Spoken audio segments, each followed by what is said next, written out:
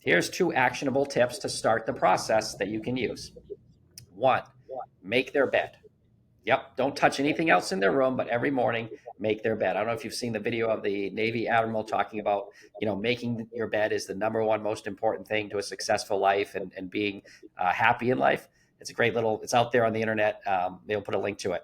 Just make their bed. Don't touch anything else. Let them get used to coming home to a made bed every day and just used to seeing it, used to that cycle of pulling the sheets back and then getting in, and the next morning it's made. Number two, depending on your house, buy some hangers. Maybe you have some extra hangers. Anything with a collar or long sleeve shirt goes in, gets hung up.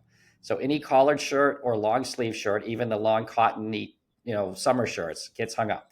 Anything that's a t-shirt or shorts goes in a drawer. So basically, all you're going to start doing, and you tell them, I'm here to help you, I'm just helping you out, is making your bed. Second thing you do, grab some extra hangers or get some hangers and just take anything long sleeve and hang it up. There's an order to it, and there's an expectation that they start to see about things getting hung up. And then you just put it on them, right?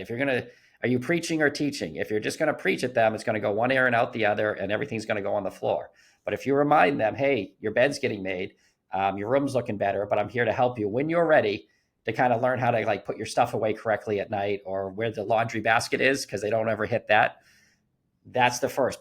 Give them the ownership of it. Tell them it's okay. You understand that they can't do it right now, and then they want to do it. Now, it's gotten a lot better. It's not perfect, but that kind of thinking, as opposed to screaming, yelling, take the cell phone away, you can't come out of the room till this is done, you're pulling your hair out, and just try something different, because that's not working.